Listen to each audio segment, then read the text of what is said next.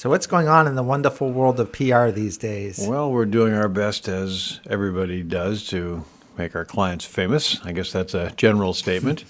In general, I think it's just with the ever increasing number of ways that businesses and organizations can get their message out, we really advocate for our clients to take advantage of PR because it seems to me that there is a disappointingly small percentage of businesses that actually use it effectively. And when it's done correctly and done consistently, it's a great way to differentiate a company from the others in their industry. A lot of times I'll talk to a business owner who will find out what I do for work and say, "Oh yeah, I tried that one time. I sent a news release out somewhere and it never really got picked up."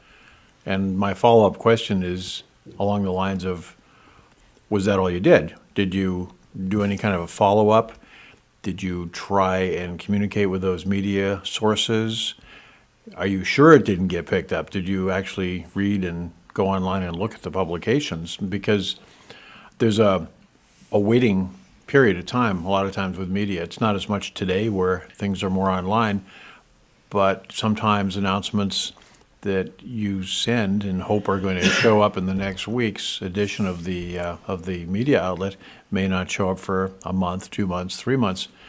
So, I think consistency is part of it. I think a part of it is understanding the market that you as a business owner are reaching out to, and part of that's driven by geography. In the local space, for example, in Natick here, you have the Wicked Local. The Natick used to be the Tab. You have Metro West Daily News. You have Globe West. So for someone who's looking to take advantage of PR, I would say be certain that whatever it is that you are attempting to get the media interested in is relevant to them geographically, and then relevant, I should say, by topic.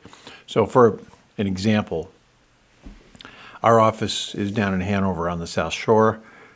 For me to send an announcement about our company, let's say, for example, to the Natick newspaper is not going to go anywhere because we're not located there. We have no connection. So part of it is understanding the audience. Part of it is understanding what the viewers or readers are interested in and making certain that what a company has to say fits that. And then part of it is the style in which it's presented. One of the common rookie errors, I think, for people who are do-it-yourselfers is that they will tend to embellish their announcement. They'll say things like, someone ran for an office. He stood before a cheering crowd and delivered his message. And so basically what they want is they want the 5 W's: who, what, when, where, and why. And they want it to be straightforward. They want it to be newsy, and they don't want it to be an advertisement.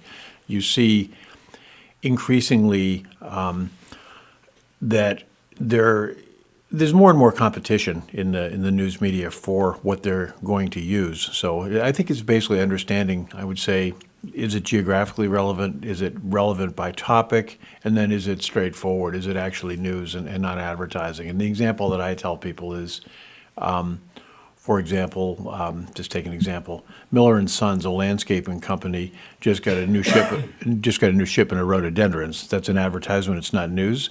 But Miller and Son just recently received the Natick Chamber of Commerce Best Business of the Year award. That's a news story. So it really begins with understanding what it is that the media wants to see and review.